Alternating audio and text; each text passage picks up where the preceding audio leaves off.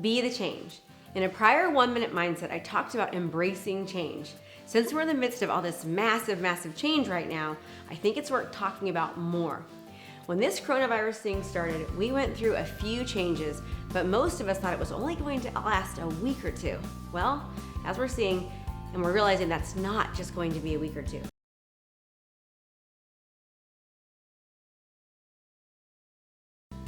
Not only will our shelter at home regulations last longer than we thought, but many of us are starting to realize that even after that's over, we won't be going back to our old normal. Scary, huh? We don't even know what our new normal is going to be. We're heading into the unknown, and for most of us, the unknown is way out of our comfort zone. And because it's out of our comfort zone, we're going to feel a little bit of fear or adrenaline rush at times. You felt a little fear when you first got into that swimming pool when you were little, right? Yes! And remember when you actually learned to ride a bike for the first time? You felt that adrenaline rush at that time as well. You weren't sure if you were gonna fall off or not. But as kids, we kept trying new things, even though we weren't sure what would happen next. As kids, we knew that our comfort zone is not a place we actually wanted to live in forever. But as adults, we tend to forget that. As kids, we didn't try to walk, fall down, and then back off and say, you know what, maybe I'm good just sitting here crawling all the time. This walking thing is outside my comfort zone. But as adults, we often use our comfort zone to justify being stuck. Let me be really, really clear with you. The comfort zone is not your friend, and it never has been. In fact, I always tell my students, if you're feeling overwhelmed and panicked, it's time to celebrate. Woohoo! It means you're actually moving forward. You're growing beyond what you were doing before. It's your opportunity to grow, learn, and strive to be more. The comfort zone is not your friend. It's a prison. So don't be so eager to stay all huddled up and nice and cozy in it. If you look around nature, all the living things are either growing or they're dying. It's one or the other.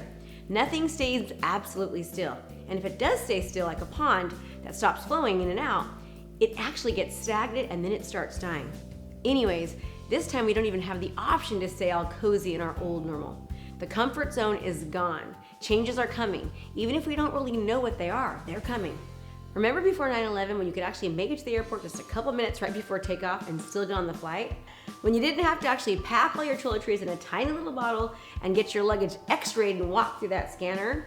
When you could actually stand in the airplane aisle to actually wait for the bathroom? It all changed after 9/11. We didn't like it at first, but we got used to it, right? We don't know what changes will happen after this crisis is over, but we'll figure them out. We'll adapt, whatever they are. We'll figure them out together. But here's what's even more important right now, that we design our own personal new normal based upon what we've learned from this time. A lot of what we've learned is about what is really important to us. For example, I know folks who are actually praying more and they're meditating more. Families are actually finding a way to have fun together, taking walks and actually talking to one another. People are calling friends and family members more often, and they're letting them know how much they love them and how much they appreciate them. I know I'm doing that. And tons of people have gotten so creative with everything from creating goofy Facebook videos